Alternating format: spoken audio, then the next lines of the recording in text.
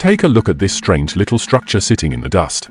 At first glance, some people might walk past it and call it primitive. I might also call it primitive, maybe even underdeveloped. But what if I showed you that this so-called a hut is actually a masterclass in behavioral science, one that our courthouses still haven't learned?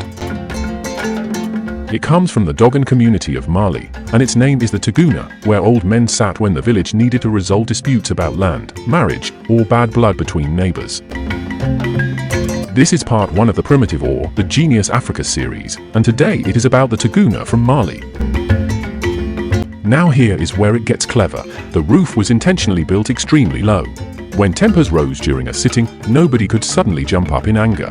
The design itself interrupts violence before it starts. The building puts a lid on conflict. It pins you to the ground and says, sit, breathe, talk it out. That's not just architecture.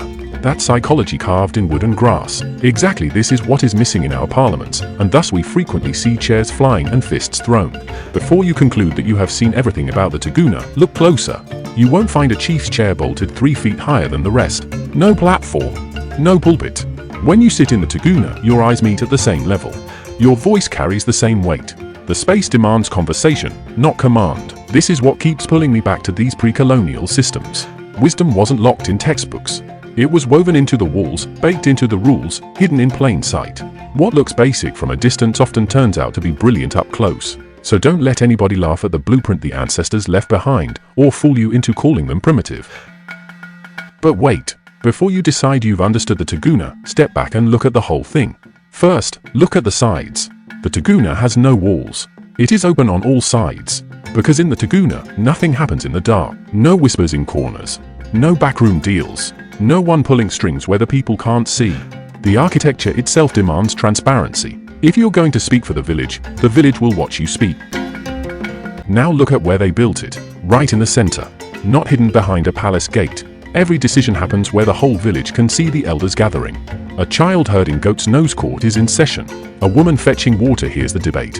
The space says, power belongs in public. Think about that. Our modern buildings hide power behind tinted glass and security checkpoints. The Toguna puts it out in the dust, under the sun, where everyone can walk past and hold it accountable. That is not just location. That's democracy carved into the landscape. And again, this is what keeps pulling me back to these pre-colonial systems. The blueprint was never primitive. It was intentional. It was genius hiding in plain sight. If this shifted how you see African history, like the video, hit the subscribe button, and drop a comment. This is your favorite series, The Primitive or The Genius Africa. Let us meet in part 2 of the series.